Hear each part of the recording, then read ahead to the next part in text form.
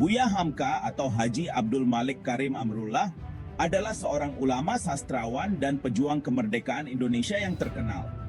Beliau lahir pada 17 Februari 1908 di Sungai Batang, Maninjau, Sumatera Barat, dan wafat pada 24 Juli 1981 di Jakarta.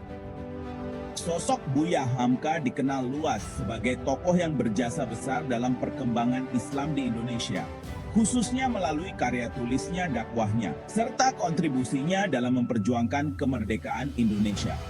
Berikut adalah rincian sejarah dan perjuangan beliau. Latar belakang keluarga dan pendidikan. Buya Hamka berasal dari keluarga yang religius. Ayahnya Haji Rasul atau Dr. Abdul Karim Amrullah adalah seorang ulama terkemuka yang aktif dalam gerakan pembaruan Islam di Minangkabau. Lingkungan keluarga yang religius ini membentuk dasar pendidikan Islam Buya Hamka sejak usia dini. Beliau belajar di sekolah agama yang dikelola ayahnya dan kemudian mendalami pengetahuan agama secara otodidak. Meski tidak menamatkan pendidikan formalnya di sekolah agama, Buya Hamka memiliki semangat belajar yang tinggi. Ia banyak membaca buku-buku karya ulama dan intelektual dari Timur Tengah, seperti Muhammad Abduh dan Rashid Ridha.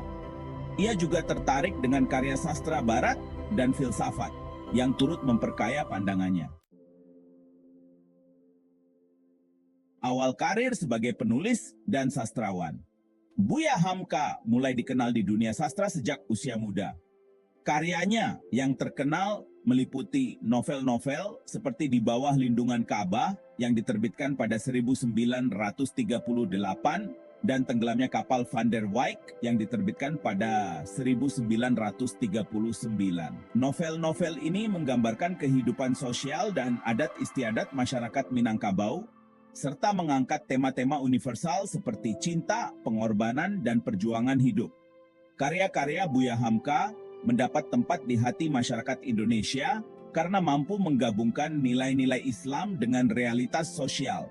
Selain sebagai sastrawan, Buya Hamka juga aktif menulis artikel dan opini tentang agama, politik, dan sosial di berbagai media. Tulisannya sering mengkritik penjajahan Belanda dan menyerukan perlunya kebangkitan bangsa Indonesia dari cengkeraman penjajah. Perjuangan kemerdekaan Indonesia. Buya Hamka terlibat dalam perjuangan kemerdekaan Indonesia sejak masa pendudukan Belanda hingga Jepang. Pada masa penjajahan Belanda, beliau aktif dalam organisasi Muhammadiyah dan ikut serta dalam kegiatan-kegiatan sosial serta pendidikan untuk membangkitkan kesadaran umat Islam tentang pentingnya kemerdekaan. Ia juga terlibat dalam pergerakan nasionalis yang menginginkan kemerdekaan Indonesia. Pada masa pendudukan Jepang, Buya Hamka menjadi anggota dari Shusangi-kai, semacam dewan pertimbangan yang dibentuk oleh Jepang. Meski demikian, beliau memanfaatkan posisi ini untuk menyuarakan aspirasi kemerdekaan Indonesia. Setelah proklamasi kemerdekaan pada 17 Agustus 1945, Buya Hamka aktif mendukung pemerintah Indonesia yang baru terbentuk dan ikut berperan dalam membangun kembali tatanan sosial masyarakat yang rusak akibat perang. Dakwah dan peran di Muhammadiyah. Setelah kemerdekaan, Buya Hamka semakin aktif dalam dakwah Islam. Beliau menjadi tokoh penting di Muhammadiyah, organisasi Islam yang didirikan oleh KH Ahmad Dahlan. Pada tahun 1953, ia diangkat sebagai Ketua Muhammadiyah Cabang Sumatera Barat. Peran ini membuatnya lebih leluasa menyebarkan ide-ide pembaruan dalam Islam, seperti pentingnya pendidikan, peran wanita dalam Islam, dan ajakan untuk memperkuat ukhuwah Islamiyah atau persaudaraan umat Islam. Buya Hamka juga mendirikan majalah Panji Masyarakat pada tahun 1959. Majalah ini menjadi wadah bagi tulisan-tulisannya yang sering mengkritik kebijakan pemerintah yang dianggap tidak sesuai dengan ajaran Islam. Namun, majalah ini sempat dilarang terbit oleh pemerintah Orde Lama pada tahun 1960 karena dianggap terlalu kritis terhadap Presiden Soekarno.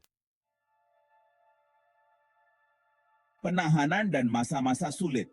Salah satu periode paling berat dalam hidup Buya Hamka adalah ketika ia ditahan oleh pemerintah Orde Lama pada tahun 1964. Ia dituduh terlibat dalam upaya kudeta terhadap Presiden Soekarno. Selama 2 tahun, Buya Hamka dipenjara tanpa proses pengadilan yang jelas.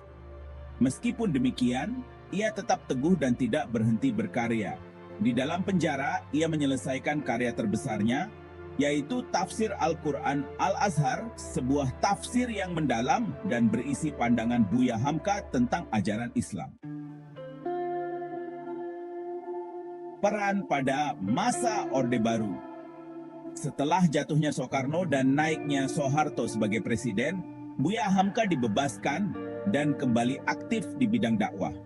Pada tahun 1975, beliau diangkat sebagai Ketua Majelis Ulama Indonesia atau MUI pertama. Dalam posisi ini, Buya Hamka berusaha memperjuangkan agar Islam mendapatkan tempat dalam kehidupan berbangsa dan bernegara, serta menjaga agar ulama tetap memiliki peran penting dalam menentukan arah kebijakan negara. Namun, pada tahun 1981, Buya Hamka memilih untuk mundur dari jabatan Ketua MUI karena perbedaan pendapat dengan pemerintah mengenai kasus pembunuhan di Tanjung Priok yang melibatkan umat Islam. Keputusannya ini menunjukkan prinsip beliau yang tidak mau menggadaikan nilai-nilai agama demi kepentingan politik. Warisan dan pengaruh Buya Hamka. Buya Hamka dikenang sebagai tokoh yang berhasil menyatukan peran sebagai ulama, sastrawan, dan pejuang. Melalui tulisan, dakwah, dan perjuangannya, ia meninggalkan warisan yang sangat berarti bagi umat Islam di Indonesia. Tafsir Al-Azhar karyanya masih menjadi salah satu rujukan penting bagi umat Islam di Indonesia. Karya-karya sastranya juga masih banyak dibaca dan dipelajari, baik dari segi sastra maupun nilai-nilai moral yang diusungnya. Buya Hamka meninggal dunia pada 24 Juli 1981 dan dimakamkan di TPU Tanah Kusir, Jakarta.